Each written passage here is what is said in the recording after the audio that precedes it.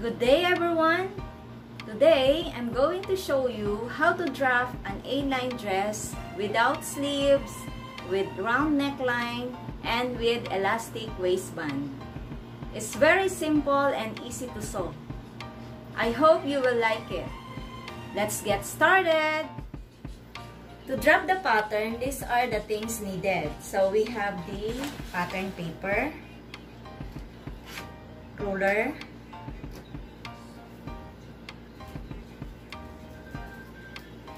tape measure,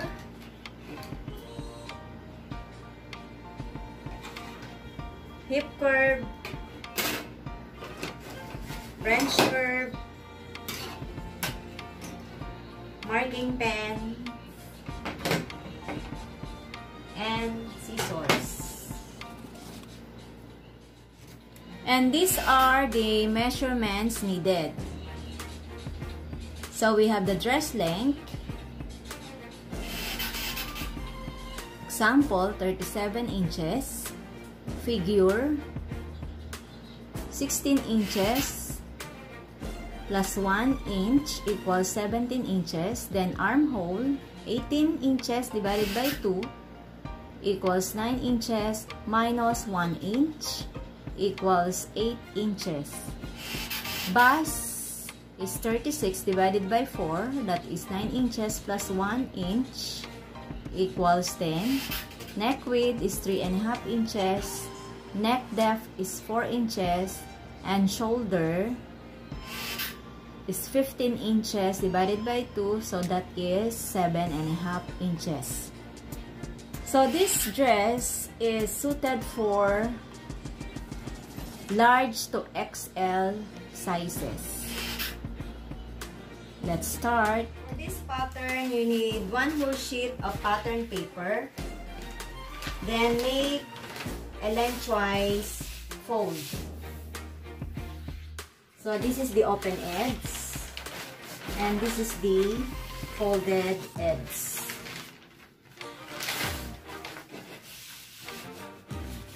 So to start drafting the pattern, you have to make a horizontal line on top of your pattern, at least 1.5 inches.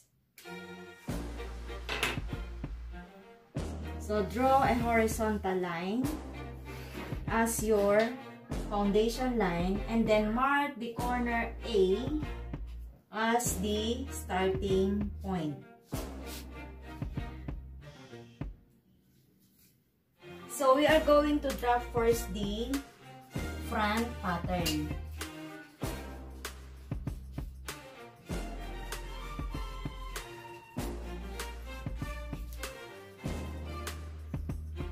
From point A to get point B, use 4 inches as the neck depth. So that is point B.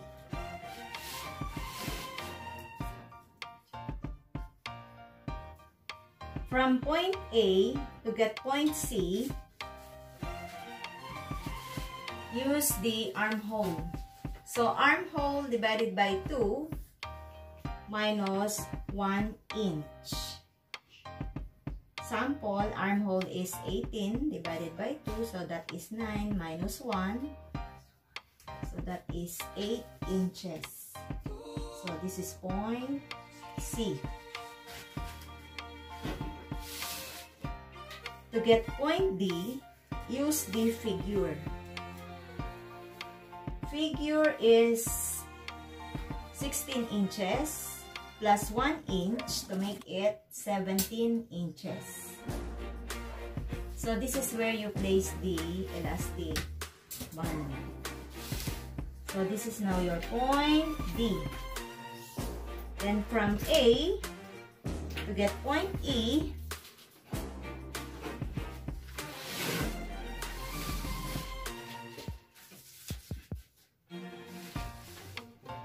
use the dress length.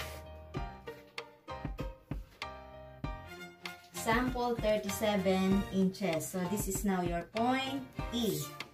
Then from point E to get point F, measure 1 inch. So this is now your point F.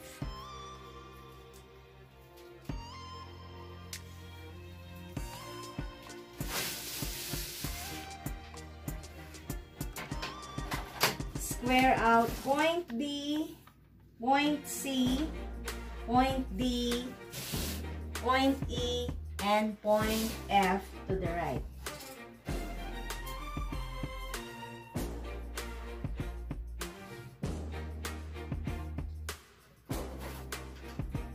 So this is the neckline. This is the armhole line.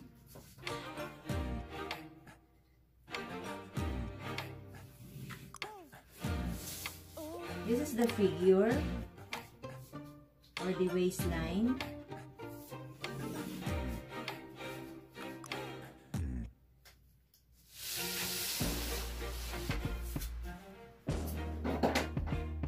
And these are the hem line.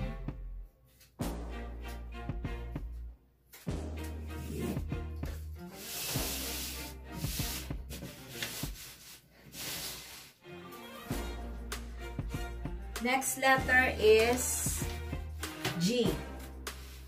From A to get point G, measure 3.5 inches for the neck wig. Going to the right. So 3.5 inches. So point G. Then square down point G in line with point B.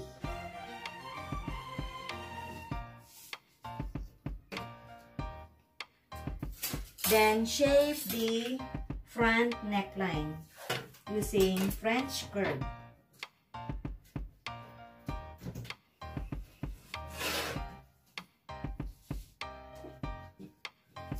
Then from point A to get point H, use the shoulder width. Shoulder, let's say, is 15 inches divided by 2, so that is 7.5 inches. So this is now your point H.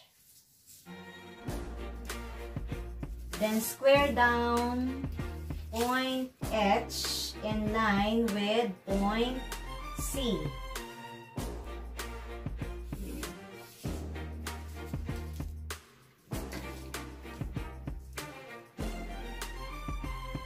Then to get point I, from point H, move 1 inch downward. So this is now your point I. Connect I to G with a diagonal line.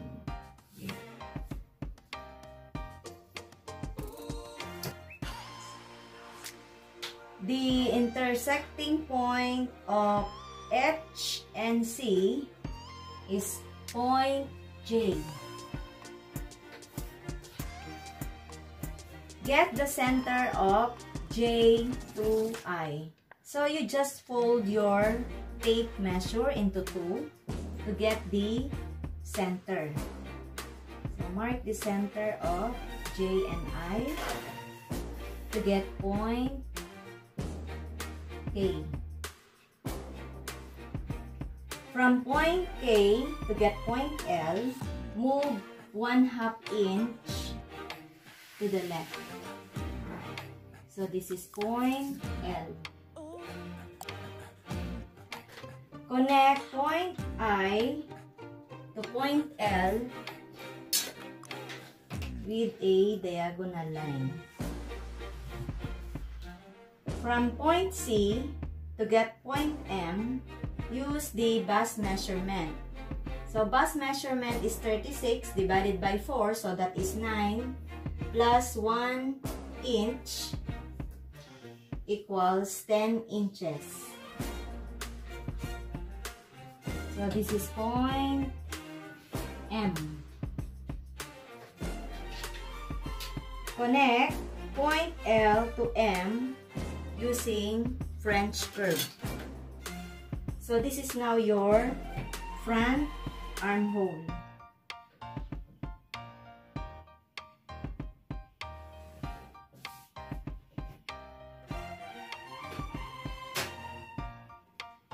Then from point D to get point N, this is the same as point C and M. So this is 10. You just bring it down to get point N.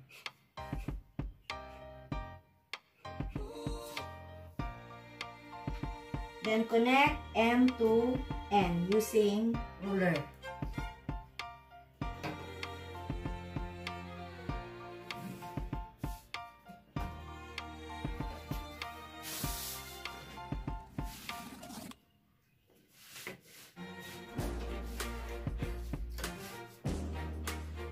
Then project point N downward to locate point O. So, if this is 10 inches, you just bring it down to project your point N. Then, connect.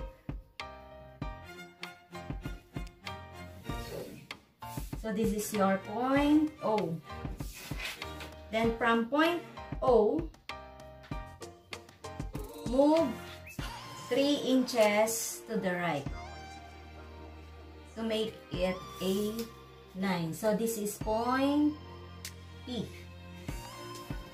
Connect N to P with a diagonal line.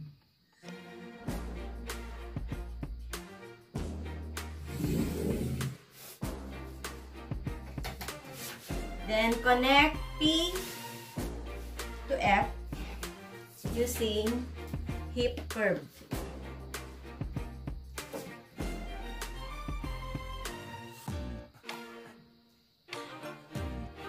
So they're just meeting on the center of the hemline.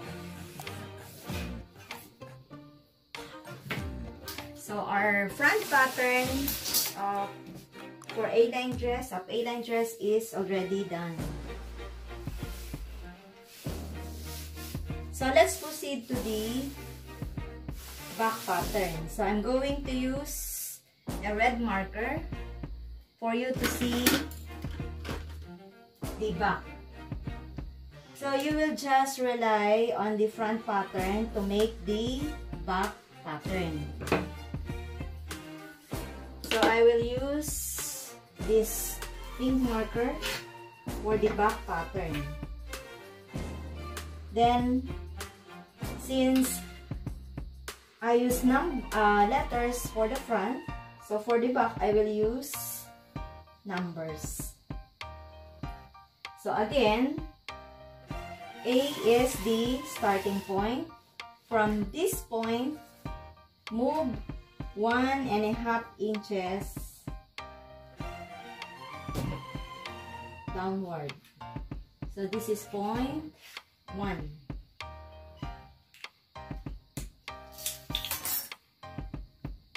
Then square out point 1 to the right. Then connect point G going to point 1. So front neckline is deeper than the back. So this is the back neckline. Then from point I, move 1/2 inch upward. Then connect, so that is point 2. Then connect G to 2.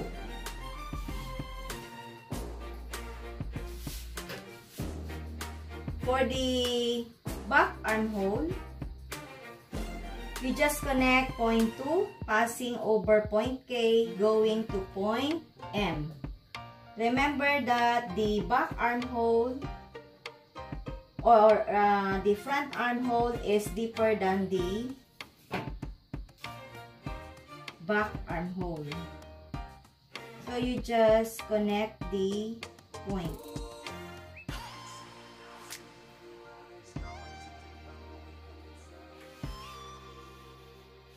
So this is now our back armhole. The blue one is our front armhole.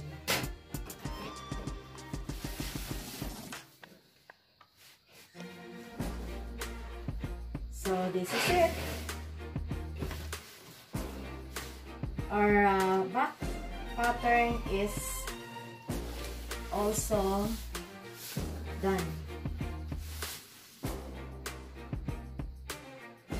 So let us separate the front from the back. First, let us cut all the outside lines.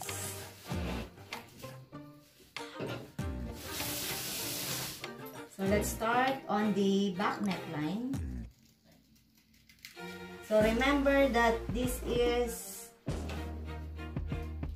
pattern has no seam allowance. So we will put the seam allowance directly on the fabric.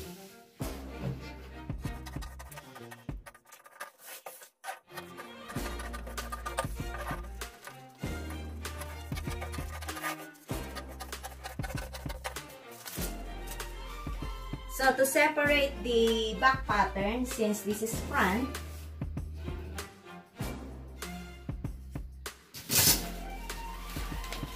so you just unfold and cut it on the center. No? So this is now our back pattern.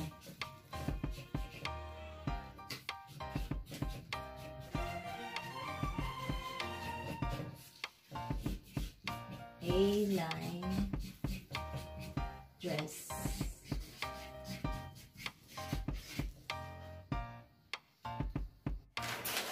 Let us cut this on the center.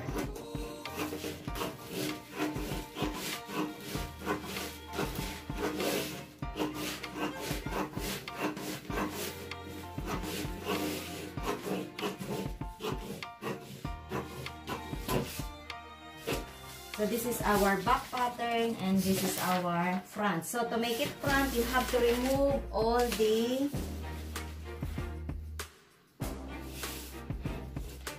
you have to cut the front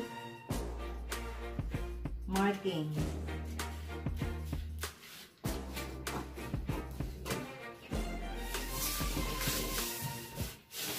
And then the armhole.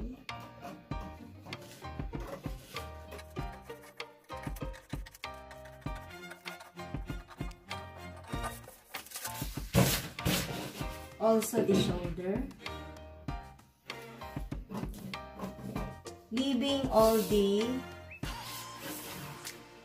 front lines. The lines for the front pattern. So again, this is our back. And this is our front. So this type of A-line dress has no sleeves, with round neckline and with elastic waistline.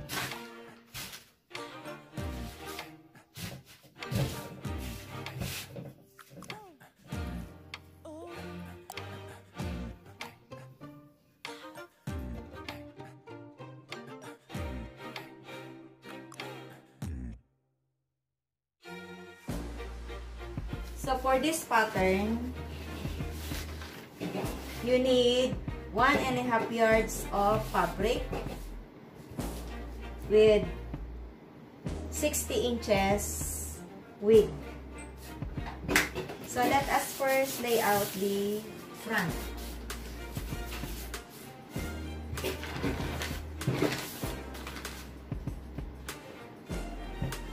Since our fabric has a design on the lower part, So let us make this part as our hemline.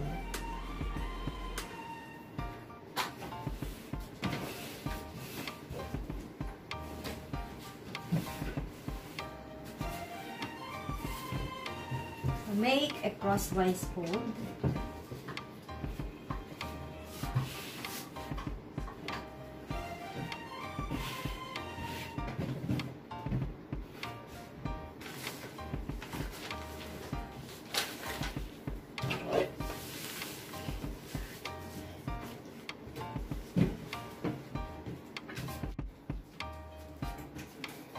Since our pattern has no seam allowance, so we will place the seam allowance directly on the fabric.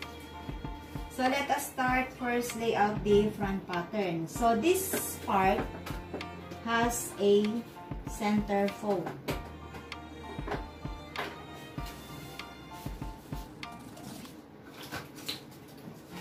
So this is the center fold of the fabric.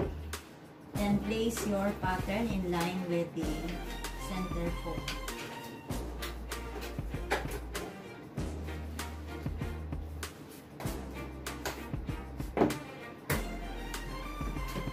Pin the pattern on the fabric in order not to move the pattern while cutting.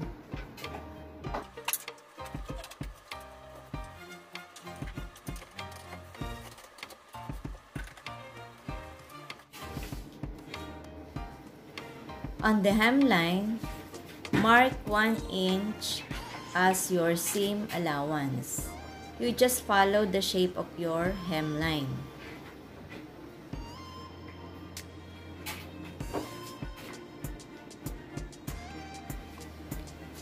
While on the side part of your dress, use 1/2 inch as your seam allowance. Don't forget to extend your waistline for the placement of elastic band. For the armhole, use 3/8 allowance since you will place a bias tape for this part. On the shoulder, put 1/2 inch allowance. And for the neckline, use 3/8 inch for the seam allowance. Again, follow the shape of the neckline.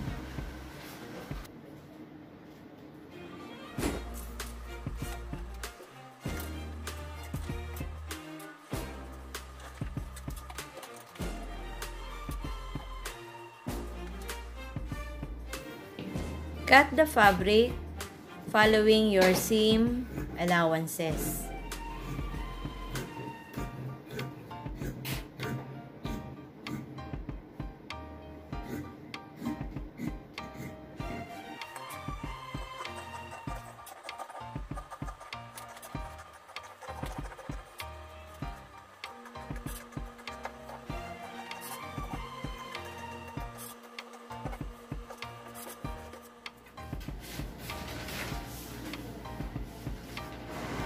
For the back pattern, the same procedure in laying out. So you just fold the fabric with center fold and then place the back pattern and pin in order not to move the pattern while cutting.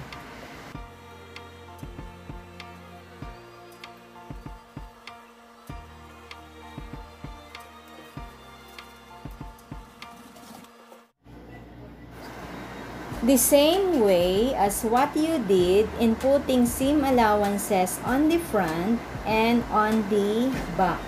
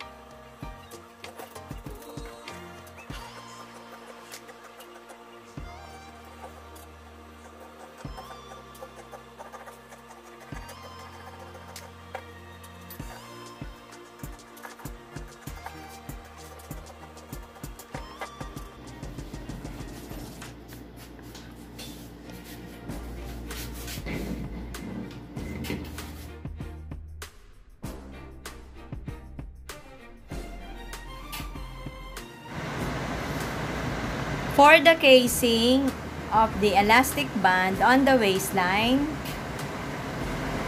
cut 42 inches for the length and 2.5 inches for the width, including the seam allowances.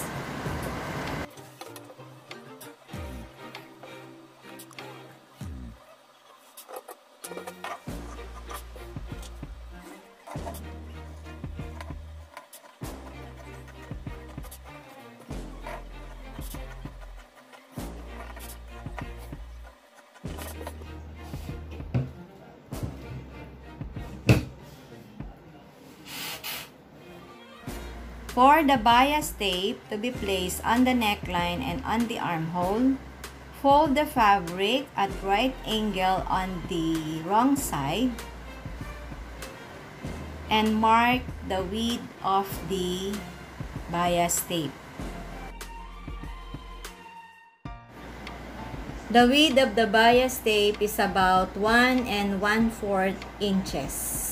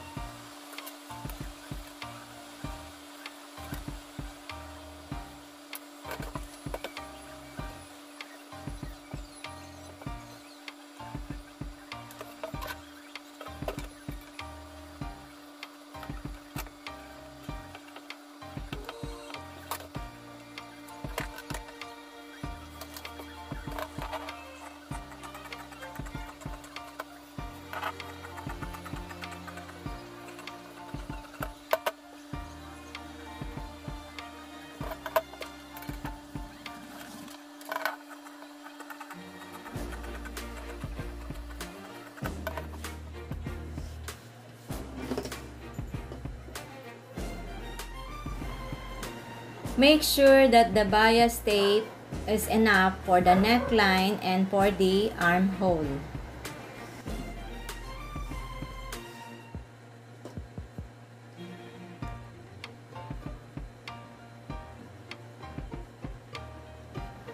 And this one is for the casing of the elastic band. You have to join the two pieces of casing because it is attached continuously.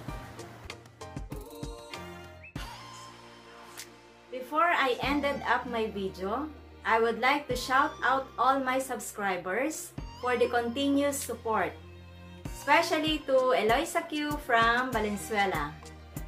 I hope you will like all my video tutorial, and I will do my best to make my video simple and easy to follow.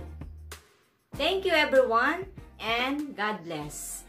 Bye!